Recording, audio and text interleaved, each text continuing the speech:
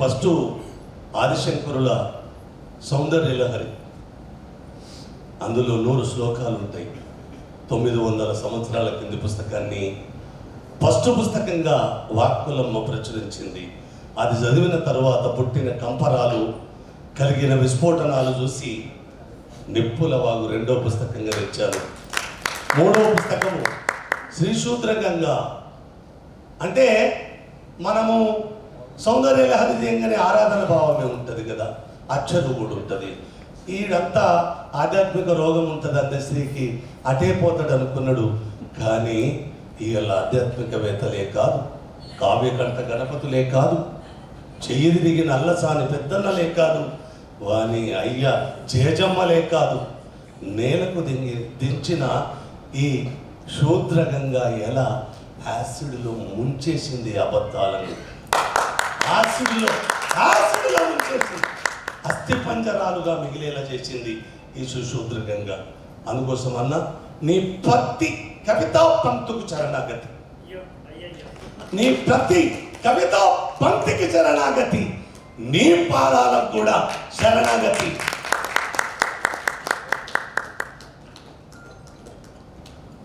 మంజీర రచయితల సభ ఇంత గొప్ప కార్యాలు కూడా చేస్తారే.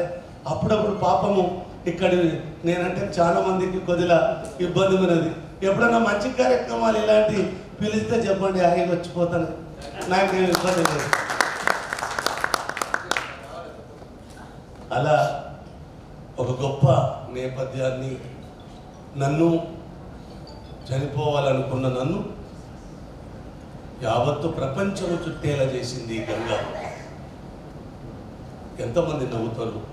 ₹1 లేక చనిపోవాలనుకున్న నేను, రోగాల కొడుకుకు చనుబాలు చుక్కకొని పాల డబ్బ లేని దరిద్ర రేఖ నుంచి ఒక మనిషికి దరిద్రం ఎంత ఉంటుంది జాతకాల పరంగా, శ్రీరంగచార్య ఎంత ఉంటుంది జాతక పరంగా దరిద్రం, అష్టదరిద్రమే కదా అందరికీ. ఓయ్యా మాట్లాడకండి సార్, ఈ వేదికలు ఎక్కడ మాట్లాడకండి. అష్టదరిద్రమే ఉంటుంది కదా మనిషికి. నా జన్మకు 16 అనాల దరిద్రం ఉండేది. ఆ దరిద్రాన్ని పటాపంచలు చేసిన ప్రథమ దేవత గంగనే. నా భయం, నా భ్రమ తొలగియడము కాదు,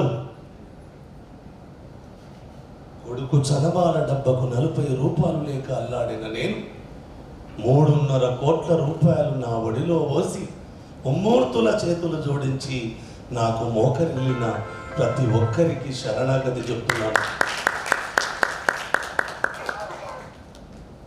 అందశ్రీకి అహంకారము ఎవ్వడిని లెక్క చేయడు.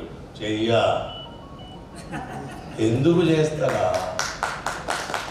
ఎవడైతే అక్షరాన్ని అమ్మకానికి పెడతాడో విని అమ్మ ఎవ్వడికి తల వంచేది లేదు.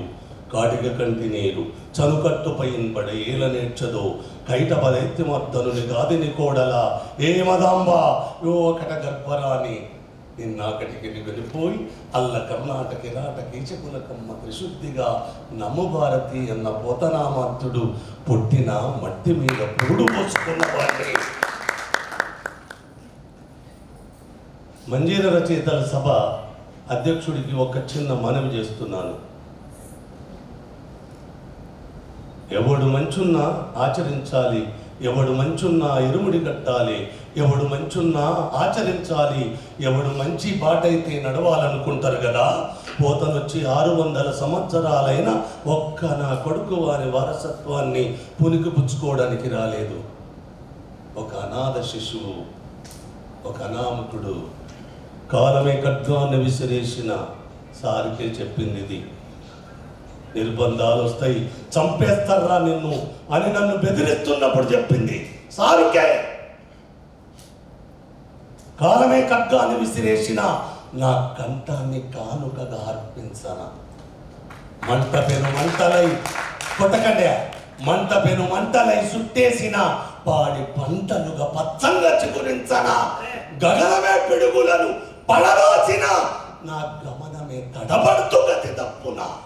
సొమ్ములకు నా కవిత అమ్మ జోపను ఎప్పుడో రొమ్మిరిచి చెప్పనా అమ్మ పైన ఆన. అమ్మ పైన ఆన. ఆ అమ్మ ఎవరు? అభూత కల్పనల అమ్మగారు. నేలపై దిగి నా అన్నార్తుల ఆకలి పేగులను చల్లార్చే పట్టెడు మెతుకులైందే ఈ గంగా. మెతుకు దొరకన్నాడు కలుపు రక్కసి కోరలు. కర్ర కర్ర కర్ర కర్ర మానవ జాతులనే కాదు సకల ప్రాణులను నమిలి తింటున్నప్పుడు బురదగా మారి ప్రాణకోటి బొవ్వయి ఈ ఎల్లమ్మలం ఎంత నిటారుగా నిలబడా చేసింది ఈ గంగమ్మే కదా. ఎన్ని నేపథ్యాలుగా ఈ తల మీద పెట్టుకున్నానన్నా. వాక్కులమ్మా 100 శ్లోకాలకు 100 పొత్తములేయాలని పంతాన్ని పడుకున్నాను. ఒక జోహచ్యుతానంద జోజోముకుంద పుస్తకాలు కాదు సుమ, రవ్వలు రాల్చ పుస్తకాలు. ఇప్పుడు సృష్టిగర్భ అని 12 ఉపనిషత్తులతోటి ఇప్పుడు 4వ పుస్తకం రాబోతుంది. వర్ణాశ్రమ ధర్మము వరే పిచ్చోడా కులము కాదురా అన్నాడు కదా. వర్ణాశ్రమ ధర్మము కోసం 5 ఏళ్లుగా లెంకుతున్నాను. రాస్తే బాపడు రాయాలి ఆ పుస్తకాన్ని, లేదంటే విశ్వ బాపడు రాయాలి. కానీ ఎట్లా శ్రీశూద్ర గంగను చేసి అజ్ఞానపు అబద్ధాలను ఇట్లా నీట అంటే మనకు యాసిడ్లో ముంచేసినట్టుగా సత్యమైతే ఎవరి అక్షరమైన పుస్తకంగా ఇస్తేందుకు నేను సిద్ధంగా ఉన్నా. నా కాలము సిద్దిపేట మీదనే చెప్తున్నాను 20 సంవత్సరాలు. ఈ 20 సంవత్సరాలు బతుకుంటే 100 పుస్తకాలు తేవాలి. నా కోరిక ఒక్కటే వార్తులమ్మ, మొత్తం ప్రచురణలో నిజంగా సౌందర్య లహరి పెద్ద కరోనా కాలం అది.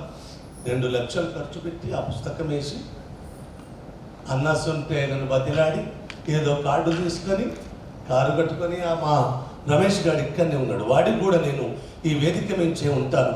ఆ పిల్లగాడు కూడా మరణానికి భయపడకుండా 2 నగరాలను 2 రాష్ట్రాలను తిరిగి ఆ పుస్తకాలను పంపాను. నేను పంచాను.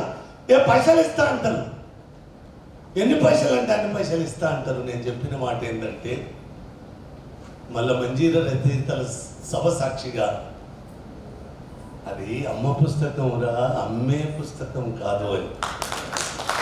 అది అమ్మ పుస్తకం. నిజంగా నా అమ్మను ఇరుముడి కట్టుకున్న వాళ్ళు ఏ కవైనా ఏ రచయిత అయినా మా అమ్మను తల మీద ఎవరైతే ఇరుముడి కట్టుకుంటారో వాళ్ళ పాదాలకు నేను సదా శిరస్సు వంచుతాను. అన్నయ్య ఈ పుస్తకం వేసే అదృష్టాన్ని నాకిచ్చిండు. వాక్కులమ్మ వేరు కదా.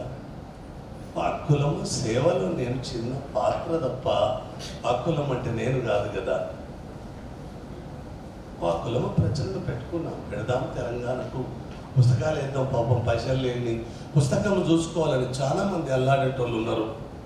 నిజంగా అది అమ్మ కోసమైతే, నిజంగా అది అన్నార్తుల కోసమైతే, నిజము అది శ్రమ సేద్యాలకు పట్టము కట్టేదైతే, ఎవరిని ఆరాధన అక్షరం కాకపోతే ఎవ్వరు పుస్తకం వేసిన తల తాకట్టు పెట్టి నా పుస్తకం చూడాలనుకున్న వాళ్ళు ఎప్పుడన్నా నా ఫోన్ చేయండి.